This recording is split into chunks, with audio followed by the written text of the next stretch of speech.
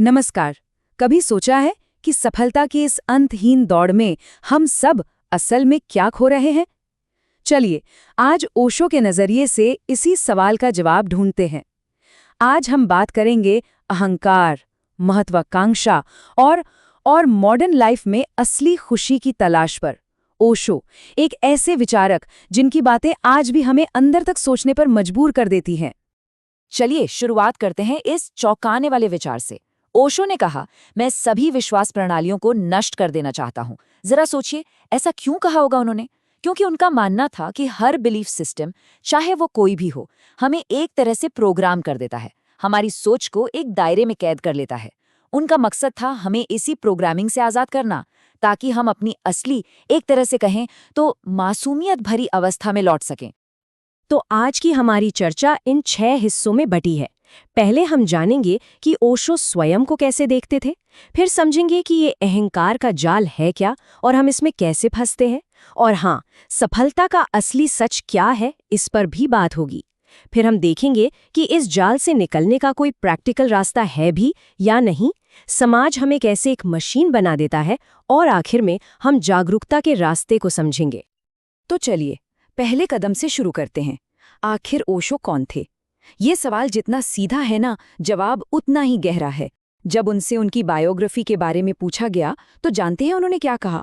उन्होंने कहा कि उनकी कोई बायोग्राफी है ही नहीं। क्यों?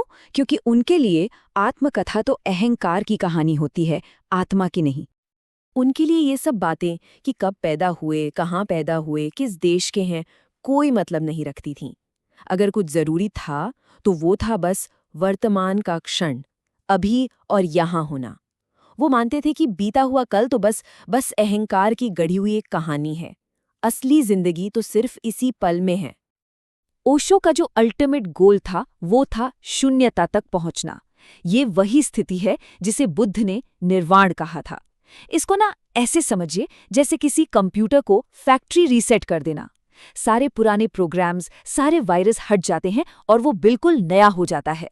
बस यही है समाज की कंडीशनिंग से खुद को डीप प्रोग्राम करना। अच्छा, अब आते हैं अहंकार के जाल पर। ये एक ऐसा जाल है जिसमें हम सब फंसे हुए हैं, और मजे की बात यह है कि हमें पता भी नहीं होता कि हम फंसे हुए हैं। ओशो ने इसे एक बहुत ही दिलचस्प कहानी से समझाया है, एक चूहे की कहानी जो शेर बन गया। तो आखिर ये अहंकार, ये ईगो है क्या चीज? ओशो के हिसाब से ये सिर्फ एक मुखौटा है, एक कवच जो हमारे अंदर की कुछ न होने या हीनता की भावना को छिपाता है। समाज हम पर दबाव डालता है ना, कि कुछ बन के दिखाओ, अपना नाम बनाओ, और बस इसी दबाव से बचने के लिए अहंकार का जन्म हो जाता है। अब इस कहानी को जरा ध्यान से सुनिए। पहला कदम, एक योगी अपने पालतू चूहे को बिल्ली से बचाने के लिए उसे एक बड़ा बिल्ला बना देता है। दूसरा कदम, फिर कुत्ते से बचाने के लिए उसे एक चीता बना देता है। तीसरा कदम, और अंत में एक दूसरे शेर से बचाने के लिए उसे एक ताकतवर शेर बना देता है।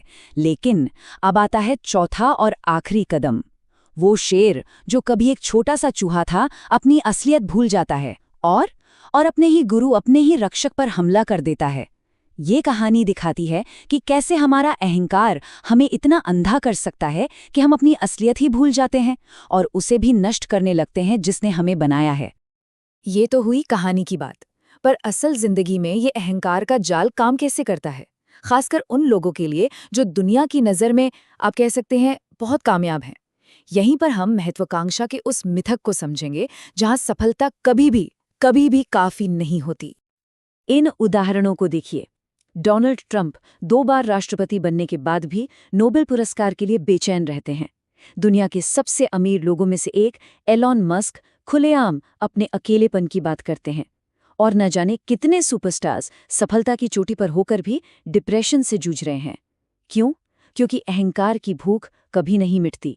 आप उसे एक पहाड़ देंगे तो वो दूसरा मांगेगा। बाहरी सफलता उसकी इस अंतहीन भूख को कभी शांत कर ही नहीं सकती। और ये देखिए कि अहंकार को सच्चाई से फर्क नहीं पड़ता, उसे दूसरों की धारणा से चोट पहुंचती है। नेपोलियन को ब्रिटिश कार्टून्स में एक बौना और गुस्सैल आदमी दिखाया जाता था, जबकि असल में 5 फीट 6 इंच की हाइट पर वो उस समय के हिसाब से बिल्कुल औसत लंबाई के थे। फिर भी इन कार्टून्स ने उनके अहंकार को इतनी गहरी चोट पहुंचाई कि वो ब्रिटिश सरकार से इन्हें बंद करवाने की मांग करने लगे। तो सार यही है कि तुलना ही अहंकार का भोजन है। जिस पल हम तुलना करना बंद कर देते हैं, अहंकार भूखा मरने लगता है। जरा सोचिए, क्या हम सब हर दिन सोशल मीडिया पर, ऑफिस में या दोस्तों के बीच दूसरों से अपनी तुलना करके अनजाने में अपने ही अहंकार को नहीं खिला रहे हैं? अब शायद मन में ये सवाल आ रहा होगा कि ये सब बातें सुनने में तो अच्छी लगती हैं, पर क्या असल जिंदगी में ऐसा करना मुमकिन है? क्या इस दौर से बाहर निकला जा सकता है? तो चलिए अब एक असली कहानी देखते हैं, विजेता की कहानी, जो शायद हमें एक रास्ता दिखा सकती है। लेकिन सबसे बड़ा सवाल तो यही है कि इस दुनिया में जहां हमें घर चलाना है, बिल्स चुकाने हैं, वहां बिना एम्बिशन के कैसे जिया जाए? ये एक बहुत ही प्रैक्टिकल सवाल है। और इसी सवाल का जवाब हमारे एक दोस्त और इसी शो के रिसर्चर विजेता ने अपनी जिंदगी में ढूंढा। विजेता के इस सफर को देखिए। उन्होंने एक अच्छी कॉर्पोरेट नौकरी छोड़ी, फिर विदेश मंत्रालय जैसी प्रेस्टीजियस सरकारी नौकरी भी छोड़ दी, और उसके बाद एक मीडिया की नौकरी भी। हर बार उन्होंने समाज के बनाए सेफ रास्तों को ठुकराया। आज वो एक लेखक, फिल्म मेकर और कंटेंट क्रिएटर हैं, और वो काम कर रहे हैं जो वो हमेशा से करना चाहते थे। ये दिखाता है कि लीक से हटकर चलने का साहस ही अहंकार की जाल से निकलने की पहली सीढ़ी है। तो विजेता जैसे लोग तो इस जाल से निकल जाते हैं, पर हम में से ज्यादातर लोग क्यों उसी दौड़ में फंसे रहते हैं? इसका जवाब समाज के उस मैकेनिकल लूप में छिपा है, जो हमें एक मशीन की तरह एक ही ढर्रे पर चलाता रहता है। ओशो का मानना था कि समाज को ज्ञानी या जागरूक लोग नहीं चाहिए, उसे चाहिए कुशल मशीनें। क्यों? क्योंकि जो लोग सवाल पूछते हैं, जो अपनी खुशी को प्रायोरिटी देते हैं, उनका शोषण करना या उन्हें कंट्रोल करना मुश्किल है।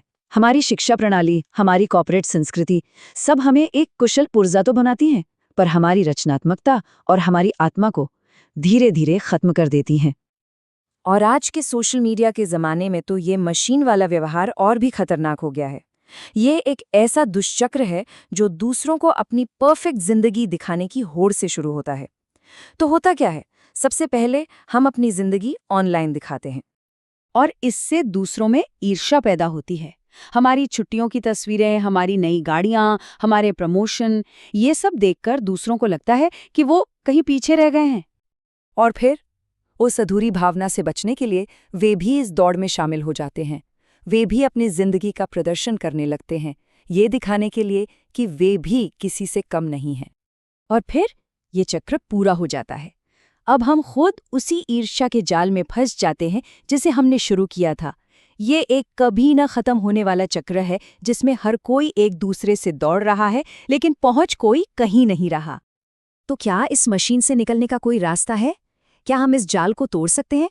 इसका जवाब है हाँ, और ओशो के अनुसार वो रास्ता बहुत सीधा साधा है। वो रास्ता है जागरूकता का। समाधान है आत्म जागरूकता। इसका मतलब है अपने विचारों और कामों को बस एक दर्शक की तरह देखना, बिना सही गलत का फैसला किए। जब आप अपने अहंकार को, अपनी ईर्ष्या को, अपनी महत्वाकांक्षा को बस देखते हैं, उसे कोई ऊर्जा नहीं देते, तो वो खुद ब खुद कमजोर होकर मुरझाने लगता है। ओशो कहते थे कि जागरूकता की एक ठंडी हवा ही अहंकार के पत्तों के महल को गिराने के लिए काफी है। तो अंत में ये सवाल सोचने के लिए है, अगर किसी से मुकाबला नहीं करना पड़े, किसी को कुछ साबित नहीं करना पड़े, तो कोई क्या करेगा, क्या बनाएगा? जब अहंकार खत्म हो जाता है तो जो बचता है वो है असली रचनात्मकता, सहजता, बिना किसी डर और दौड़ के। सोचिए, उस आज़ादी में क्या कुछ नहीं किया जा सकता।